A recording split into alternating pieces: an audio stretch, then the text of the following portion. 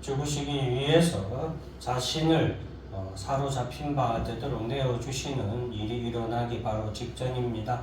그날 밤에 이렇게 예수님은 마지막 유월절 위한 그런 무교절 첫날에 제자들이 예수님께 나와서 유월절 음식을 어떻게 준비할까 물을 때에 예수님은 제자들에게 가서 아무에게나 가서 우리 선생님께서 제자들과 함께 유월절을 지키려고 합니다 라고 말해라. 그러면은 그가 우리에게 유월절을 지킬 수 있는 그런 장소로 인도할 것이다 라고 말씀을 하십니다.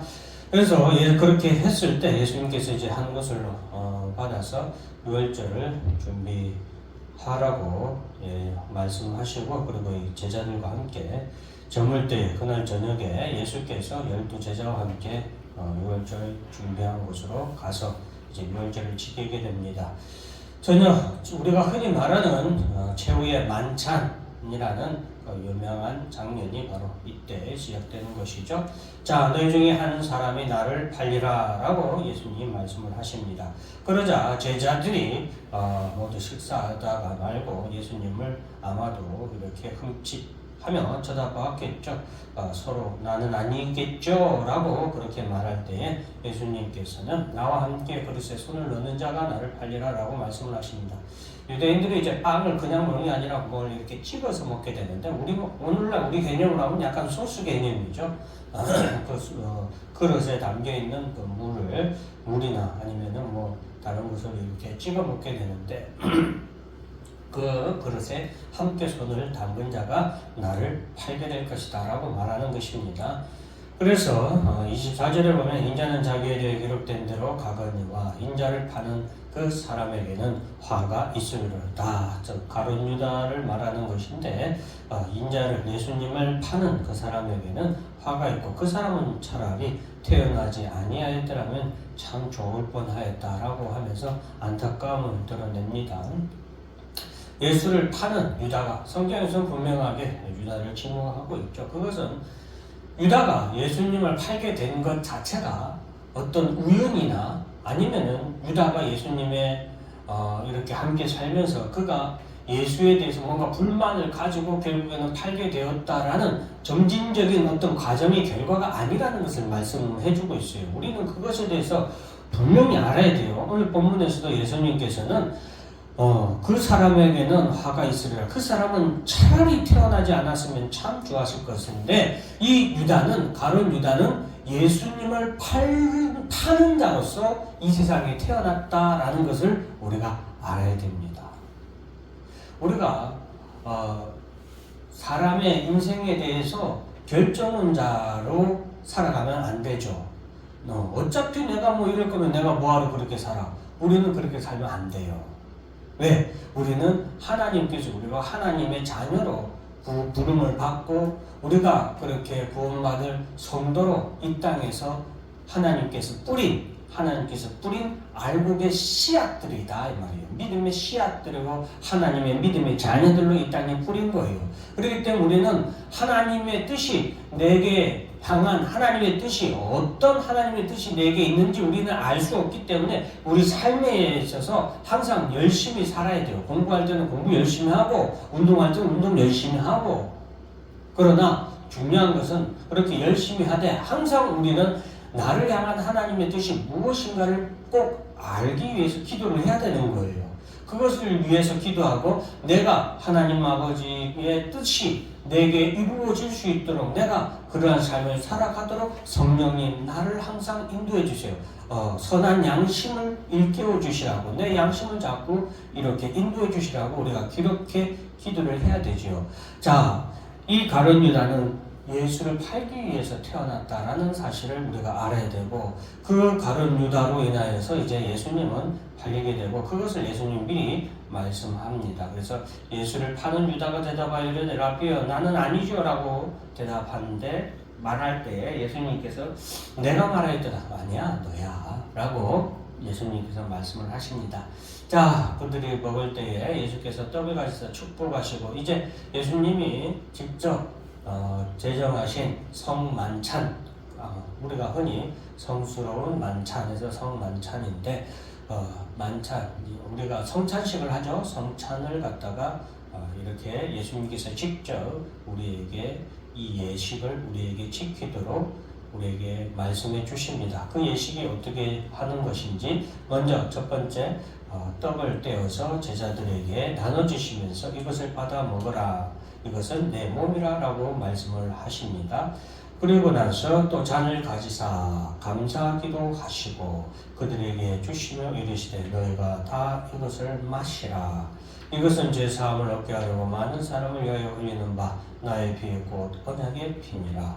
자, 예수님의 이 성찬식 제정은 바로 예수 그리스도로 말미암아 하나님의 모든 죄 가운데 하나님께서 이 세상을 심판하시는 데 있어서 그 모든 죄에 대해서 죄사함을 얻을 수 있는 것, 그것은 바로 예수 그리스도의 십자가에서 흘리신 피, 그리고 예수 그리스도께서 십자가에서 못 박혀 죽으신 그 몸을 통하여서 우리가 죄사함을 얻게 되는 것을 우리에게 말해주는 그런 성찬 예식이라고 할 수 있겠습니다.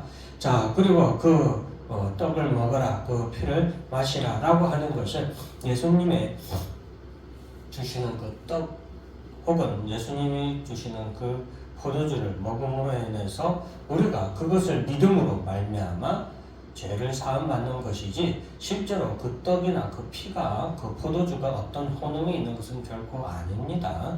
그래서 오늘날 우리가 이 성찬식에 대해서 구약시대 때 천주교에서 이것을 갖다가 그들이 흔히 말하는 이 성찬 예식에서 주는 입에 넣어주는 요런 그 동그란 동전 같은 떡이 있잖아요.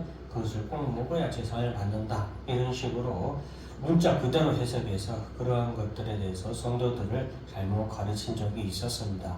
어쨌든 이 성찬식은 예수님을 통하여서 우리가 죄사함을 받고 우리가 구원함을 얻을 수 있다라는 것을 우리에게 말씀해 주시는 것입니다. 예수님께서는 내가 포도나무에서 난 이것을 이제부터 내 아버지의 나라에서 새 것으로 너희와 함께 마시는 날까지 마시지 아니하리라 하시니라. 이 29절의 말씀은 우리에게 중요한 것을 말씀해 주고 계시죠. 바로 하나님의 나라에서 주님과 더불어서 잔치를 하는, 이 만찬을 하는 그날이 반드시 우리에게 오게 될 것이라는 것을 예수님께서는 약속을 해주신 거죠. 자, 그리고 그 약속의 날까지 우리가 이것을 기억하고 기념하고 살아갈 것을 예수님은 우리에게 말씀해 주셨습니다.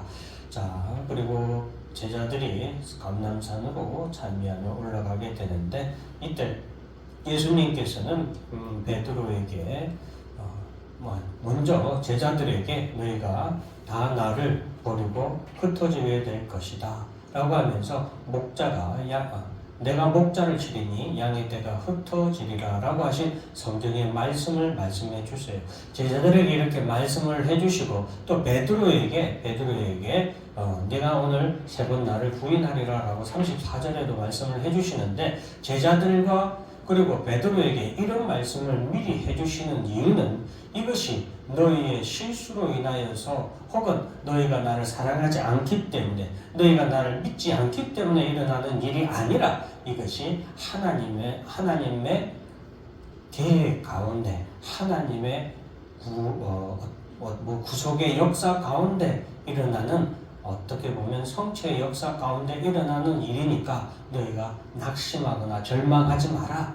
그러면서 예수님께서는 제자들에게 32절 그러나 내가 살아난 후에 너희보다 먼저 갈릴리로 가리라. 예수님께서 너희들을 찾아가겠다.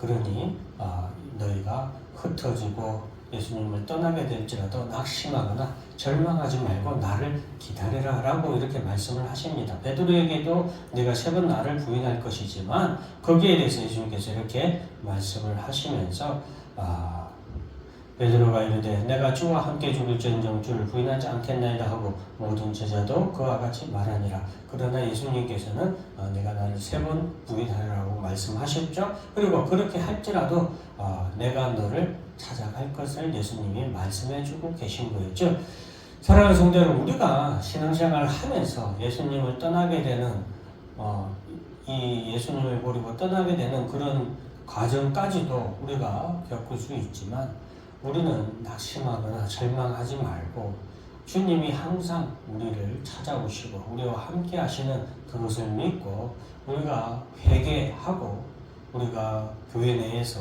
잘못을 저질렀거나 혹은 우리가 주님을 떠나는 그런 행동을 했다면 우리가 회개하고 주님 앞에 나아가기를 힘쓰고 주님이 우리 가운데 다시 문을 두드리고 오시기를 기다릴 줄 아는 그런 성도가 되어야 되겠습니다.